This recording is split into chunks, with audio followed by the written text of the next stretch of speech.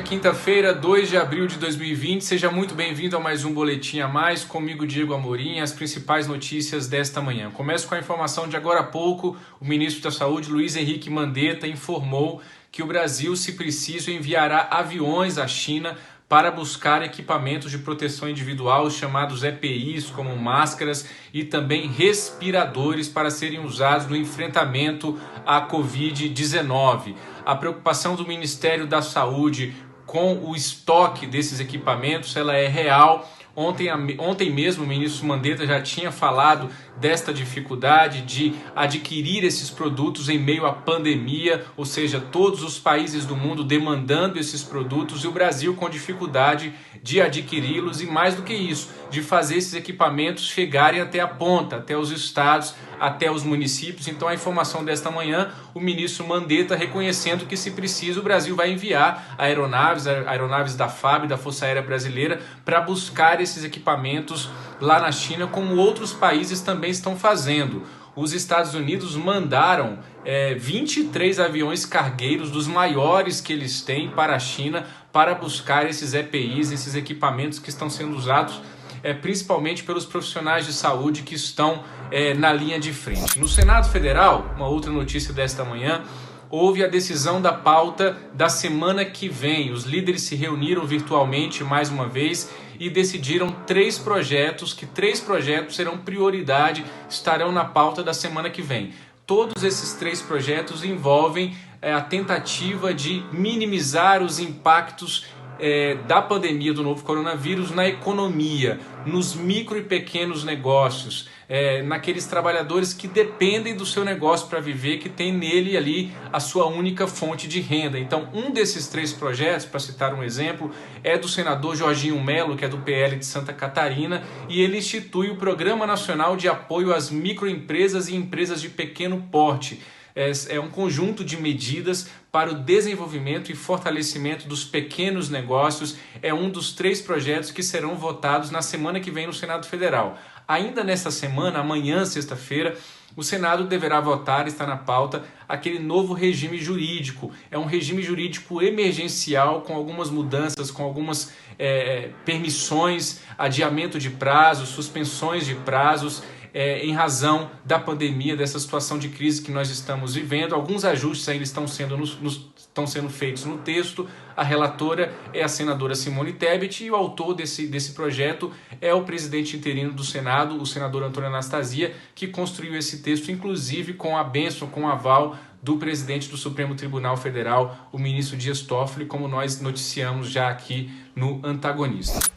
Hoje pela manhã, uma outra notícia também que repercutiu bastante foi a publicação de um vídeo na conta oficial do presidente Jair Bolsonaro de uma mulher professora acompanhada dos filhos ali na frente do Palácio da Alvorada, apoiadora de Jair Bolsonaro. Ela se queixa de todo esse momento de isolamento, de quarentena, reclama dos governadores, reclama da imprensa e pede para o presidente Jair Bolsonaro colocar os militares na rua. Disse ela: "Estou aqui pedindo para o senhor, põe esses militares na rua. Venho aqui pedir por milhões e milhares de pessoas que estão na necessidade. Eu não quero o dinheiro do governo, eu quero trabalho, quero voltar à minha vida normal", disse essa professora hoje de manhã na frente do Palácio do Alvorada. O presidente Jair Bolsonaro escutou todo o relato dela. No fim, aplaudido pelos apoiadores, o presidente da República disse: "Pode ter certeza de que a senhora fala por milhares de pessoas". Aí então o presidente decidiu compartilhar nas suas redes sociais esse vídeo. Voltar a ter uma vida normal é o que todos nós queremos o quanto antes, não é só essa professora, somos todos nós querendo voltar a ter uma vida normal o quanto antes.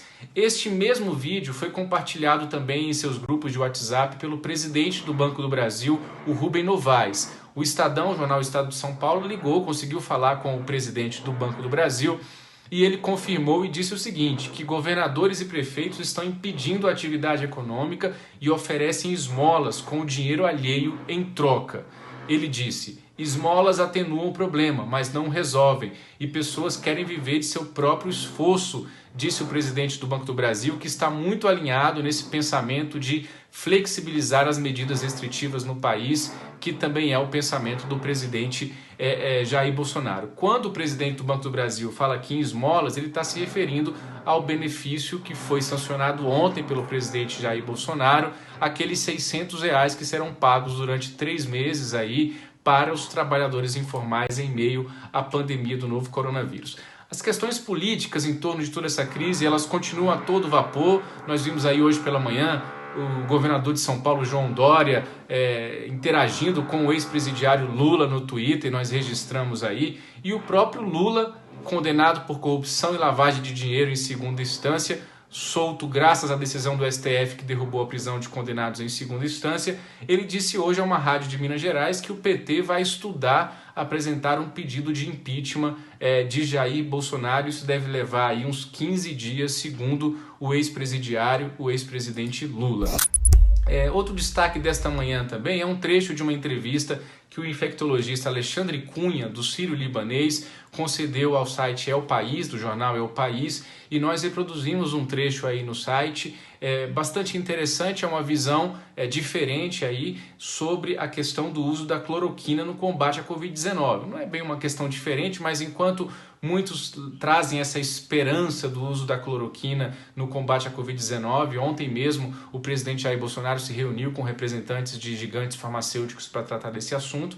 Esse infectologista diz que é muito difícil apostar no uso desse medicamento antes de estudos mais sérios, antes de estudos bem desenhados. E aí tem toda a explanação que ele faz sobre os riscos, inclusive, de se usar a cloroquina sem a garantia, sem estudos eficazes que comprovem a eficiência desse medicamento.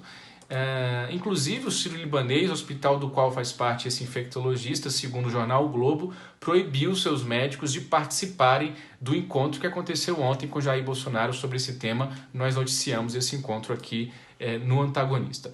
Por fim, eu concluo o nosso boletim de hoje com a informação de que o Procurador-Geral da República, Augusto Aras, informou que o dinheiro a ser arrecadado de multas e indenizações pagas por delatores, fruto de delação premiada, e de empresas também que fecharam acordo de leniências, poderão ser destinados ao Ministério da Saúde para combater o novo coronavírus, que em todo o mundo já matou, infelizmente, 50 mil pessoas. Este é o dado mais atualizado, essa marca assustadora de mortos pela Covid-19. Vamos em frente, um grande abraço e tchau.